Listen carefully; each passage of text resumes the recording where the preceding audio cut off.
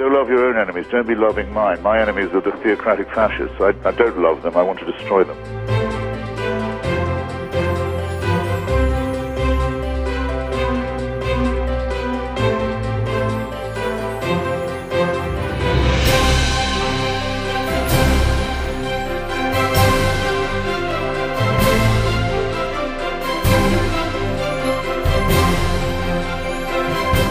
Child made in the image of God. Oh no, you're not. You're a faggot. And you can't join your church and you can't go to heaven. This is disgraceful. It's inhuman.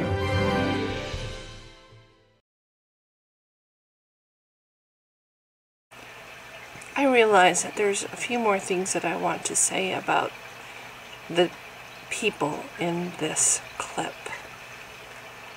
You can see that what he says is in the hearts of every government in Europe. We can see that everything that he says is in the heart of every disbeliever.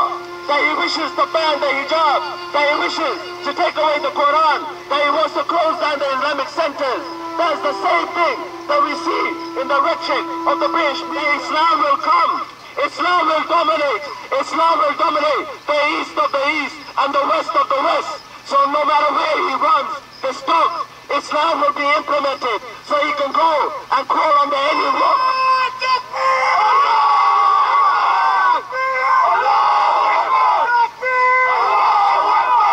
And we will see the believers victorious. We will see Israel destroyed. We will see the European Crusaders destroyed. And we will see Islam dominate.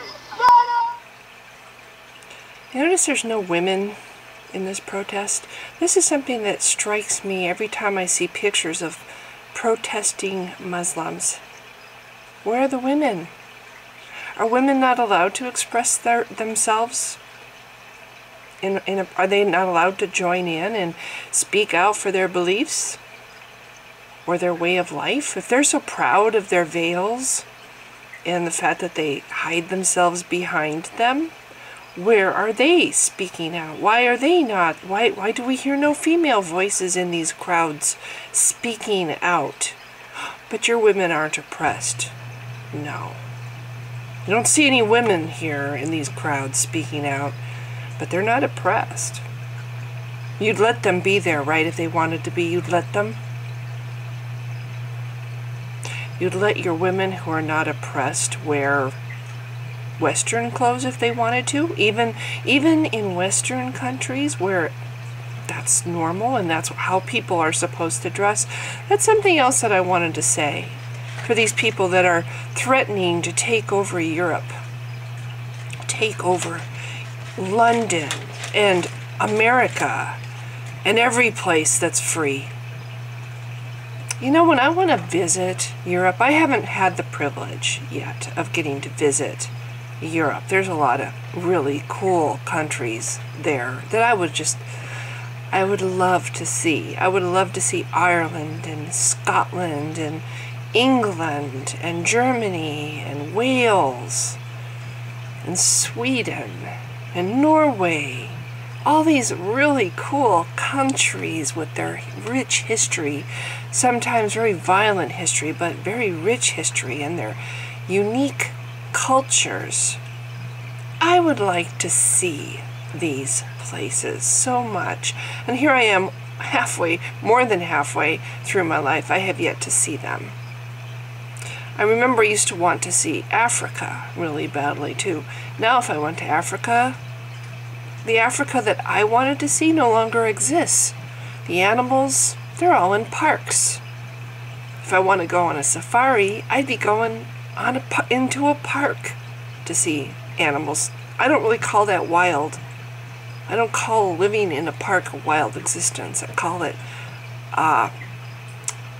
more like a zoo. And I think that's really sad. The Africa I wanted to see is gone. Now the Europe and all these countries that I wanted to see, if I go there, what am I going to see? Am I going to see the Middle East? Am I going to have to wear a fucking veil so I don't get harassed, or I doubt I'd get raped at my age, but I wouldn't want to have to wear a veil in Europe. I would not want to look around and see the Middle East in Europe. I would want to see these European countries. That's what I came to see. And the European cultures, with their rich diversity and their beauty and their history, that's what I would want to see if I went to Europe, to any European country. I wouldn't want to see the Middle East. And I wouldn't want to be in fear because of how I'm dressed. If I wanted to see the Middle East, I would go to the fucking Middle East, wouldn't I? This is something that really upsets me. The thought that these beautiful, wonderful, diverse, history-rich cultures are being infested by Islam. And that Middle East culture is taking these cultures over. This pisses me off. I don't want to go to London and find myself in the Middle East. I don't want to go to Scotland and oh my God, we're in the Middle East. Sharia law is ruling everything and women are forced to wear veils or be afraid if they don't. This is not something that I want to have to experience if I finally get to go to any of these European countries. This is not what I want to go to see. I want to see those cultures that I think are really awesome. I don't want to see the Middle East, which I consider to... I think of those cultures as completely different and, you know, not so awesome in so many ways. And I'm talking about Middle Eastern countries that are predominantly Muslim, where women pretty much have to wear a certain kind of attire or be afraid, where Sharia law rules people's lives. I don't want that. I don't want to... I have zero desire to visit the Middle East. Zero desire. Because it angers me. Human oppression angers me. Now I look at these men in this clip and I see wife beaters. I totally can imagine any one of these people going home and beating their wives because these men think that that's what it is to be a man, to be superior. Violence, physical strength, picking on weaker people. That's what makes you a man. That's the mentality I see in this crowd. It sickens me. These same people have zero capacity for control, for self-control. If they see a woman's skin showing, they have zero capacity for self-control. If they see somebody offending Islam, they have zero capacity for self-control. That's what I see when I see this crowd of howling vermin, which is what I consider these kind of people to be, vermin on the planet. I had somebody write under my channel, and I don't remember what video. It might have been my message to Muslims, which featured this clip. And it's very... To watch this clip, at least it does for me, it makes me very angry. So I think this person who wrote this probably was angry when they wrote. They referred to these people as subhuman. And I take offense at that. I take offense at calling any person subhuman. Vermin? That's perfectly okay. Subhuman? No, not so much. The Nazis called the Jews subhuman. And people who used that term, or he also compared them to apes. Funny how you don't ever hear somebody say of a white person, compare a white person to an ape, or say a white person is like an ape. Apes have black skin, don't they? They have very dark skin.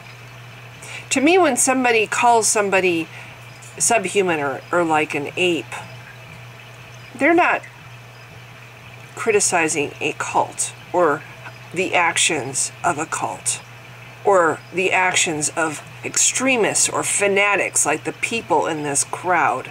Yes, I acknowledge that all Muslims are not like these people in this crowd. I acknowledge that. But it seems to me when people refer to people with darker skin like, oh, they're subhuman or they're apes, they're not showing contempt toward the cult. They're showing racism and bigotry. And I will not have that on my channel. I tried to admonish this person as best I could, because I kind of understand the rage. But I will not have racism or bigotry on my channel. We are all, science shows that all humans came from Africa. Very likely our ancestors were black. They had dark skin. I don't particularly think that the color of somebody's skin has anything to do with how much of a human being they are, or how intelligent they are, or how athletic they are, or how good of a singer they are, or how much potential they might have. Skin color is superficial. What really matters is what is inside. It's the same as beauty and ugliness. Is an ugly person less valuable than a beautiful person?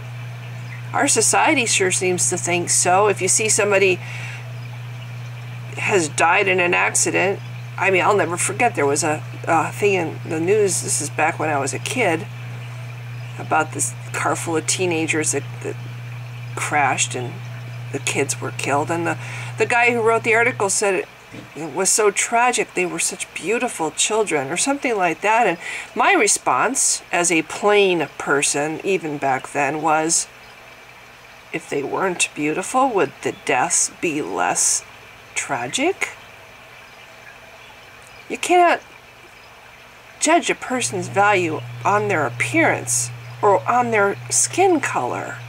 And I'm sorry, but saying that these people are like apes, I think apes are really cool, and we as human beings are apes.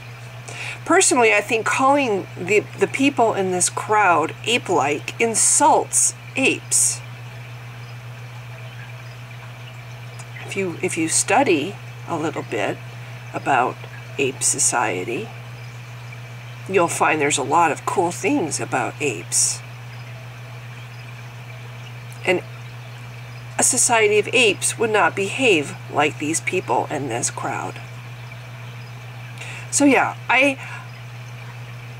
am very angry at Islam. I'm very angry at this mentality that they think that this filth needs to cover the planet and take away beautiful, valuable, history-rich cultures that I prize and would like to see in my lifetime, and replace it with Islam in the Middle East. That angers me. I don't want everybody on the planet to be the same color. I don't want everybody on the planet to think exactly the same and believe exactly the same and dress exactly the same. The beauty of this planet is its variety, its variations, its differences.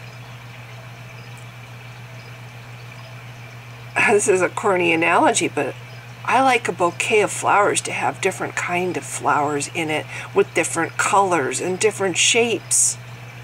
I see a bouquet of roses and I think, well, that's kind of boring. It smells nice, but it's kind of boring. If I see a herd of horses, I like to see splashes of different colors. Not just all brown horses or all white horses or all gray horses. Another stupid analogy. But the point is, Islam does not belong in Europe. People who want to be Islamists or Muslims in Europe, fine. You can have your religion in Europe. But if you go to Europe, to any country in Europe, you're choosing to be Scottish. You're choosing to be British. You're choosing to be German. If you don't want to be these things, stay in the country where you can be whatever the fuck Middle Eastern country you are. Don't try to make these other countries your culture. Let's convert Germany into another Iran. No! I want Germany to stay Germany. Thank you very much. And England to stay England. Thank you very much. If you want to be English, go to England and become English. Honor England's laws. Adopt England's culture. Dress like somebody who is English. Don't try to make other people adhere to your laws from the Middle East. Don't try to make these other people from this other culture dress like you think people should dress in the Middle East. Don't try to Middle Easternize these other countries. They have their own culture that is valuable and rich and worth something. They have their own beliefs that are worth something and their own laws that are worth something. If you want that Middle Eastern whatever, stay in the Middle East where it is. Don't put it someplace else and try to squash somebody else's culture. You know, Europeans did that here in America to the Native Americans. We squashed their country, their culture, their country, their civilizations. We said ours is more important, ours is more correct, and we squashed them. Their valuable cultures, their valuable art, their valuable music, their valuable everything, their language even, we squashed it. It was a hideous stain on America's history. It's like slavery, something we should be ashamed of. And now you, people in the Middle East who want to come into European countries and Canada and America and make Middle East countries out of our countries, you're trying to do the same thing, and it's evil. It's wrong. And I oppose you. I oppose this. And I loathe Islam for this reason, because it is inspiring this. This is what I wanted to say. This clip with these vermin, I'm sorry, I will not call them apes. They are vermin. There's no other word for this. Angers me so much when I see this clip. This is what I wanted to say. How this clip makes me feel. No, I do not believe that Islam is a religion of peace. I do not. Because it breeds this kind of vermin. It creates this kind of mentality. If you have a tree that bears poisonous fruit, I don't care how many good pieces of fruit that tree has, if it bears toxic fruit that kills whoever bites into it, I cut the tree down. I grind the stumps so there's no chance of it spreading elsewhere. I don't tolerate that tree to continue to exist. And that's how I view Islam. You might have you might have millions of really good people who believe in Islam and try to follow Islam and see good in Islam. But you have enough bad apples in that cult that have caused so much harm to the planet. I'm sorry, the tree is rotten. You cut it down. You try something else. Or you try learning to look at reality. I have said this so many times. It matters to me if what I believe is true. It really does. It really matters to me that what I stand for is supported by actual fact. That matters to me. And also who I choose to worship and praise. I'm sorry, but marrying a child and having sex with her when she's 9, I wouldn't want to worship and praise that. Or a God that would say to someone, you must love me or you're going to burn forever in hell. I'm sorry. I have more of a sense of morality than this God. I would never worship such a God. This video is getting long, so I'm going to end this, but this is why I despise Islam. This is why I think Islam is a harm in the world, and people who are nice, peaceful Muslims, you're still feeding the monster. You're still putting coins in the coffer. You're supporting this tree that produces this vile fruit that causes pain and misery and death and suffering and tries to squash out everything else in the world that's beautiful. And I oppose you. I am absolutely convinced that the main source of hatred in the world is religion. And I think it should be religion treated with ridicule and hatred and contempt.